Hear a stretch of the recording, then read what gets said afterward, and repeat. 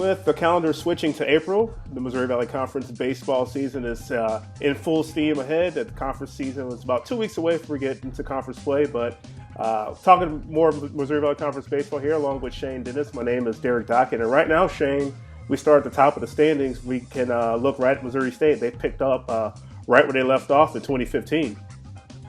Yeah, they really did. They're about what we thought they were going to be. They had a couple of tough losses against Minnesota, but I want to talk about an individual guy from them and then his supporting cast, if you will, Jake Berger, the sophomore third baseman for them. As advertised, we knew he was going to be good after that really solid freshman season that he had, well above 300 a year ago. We figured he'd take a step forward. But I don't know that anybody could expect what he's done with a well over 400 batting average and 11 home runs already, which in this day and age, Derek, would be a fine power season at the end of the season. We're not even into Valley play, as you mentioned, but Berger's already got 11 home runs. And I don't know what's more impressive, what he's done or what the guys around him continue to do. You got Aaron Meyer, Hunter Steinmetz is a really fast guy with 11 stolen bases at the time that we're speaking now. And plus, he got Spencer Johnson, who has 9 home runs. And that would be the most valuable player on a lot of teams, but he's not even the most famous or best player perhaps on his own team. So Missouri State, while we knew that they would always pitch and Jake Berger would be very good, 19-4 is pretty tough to top. Absolutely, and we even look to second place in the standings right now overall.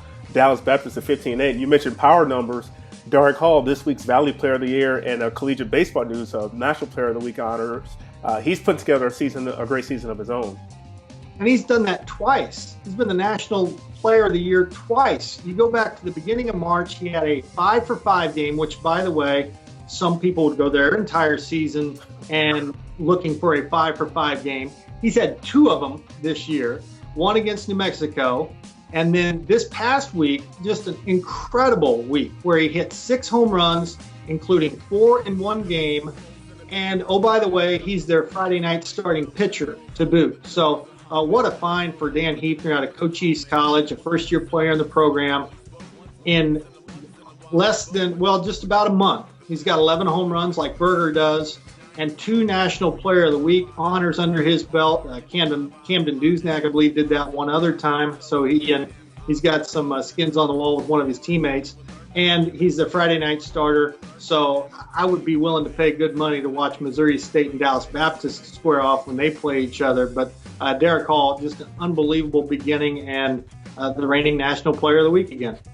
And a little compare and contrast. 2 teams in different situations right now. We mentioned Wichita State in our first episode talking preseason. The Shockers picked 3rd in the preseason poll, hit by the injury bug again to that. And then also Southern Illinois trending upward now. Have already eclipsed their win total from all of last season. Yeah, first for Wichita State, anytime you lose a Friday guy, that really hurts. And Sam Tavis, for the 3rd year in a row, has had its season end with the trainer on the field. And you never want that to happen. You really feel bad for a guy who, frankly, was probably going to be a pretty good draft come June should he have stayed healthy. Somebody still might take a chance on him once he has surgery and is looking like he's played his last game at Wichita State. But after Sam Tavis' freshman season, if you'd have told me he'd only won 10 games total, you'd win a lot of bets as far as that's concerned. But the injury bug really plays no favorites, and Sam Tavis' injury, the latest elbow injury, is going to end his career. Now, on an up note, as you mentioned, if there had to be a leader in the clubhouse as far as head coach of the year, Ken Henderson would be it. As you mentioned, he's already surpassed the win total from a year ago. Michael Baird, their right-hander, flirted with a no-hitter against the University of Illinois. And right now, as it stands, there's your Illinois State champs. SIU's already beat Illinois twice, at Northern Illinois once, and they're going to have to wait till late April to play Illinois State, see if they can finish out the trifecta. But going with that youth movement a year ago and suffering through all those hard knocks, Logan Blackfan, Greg Lambert at the top of their statistical offensive categories, they have really stayed together, and Ken Henderson got them to believe and got them through a really tough patch of games last year, and it's paying off in the early going this year.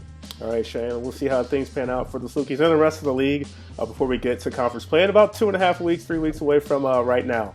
Thanks so much for your baseball insight, Shane. We'll talk to you again real soon. Always enjoy it.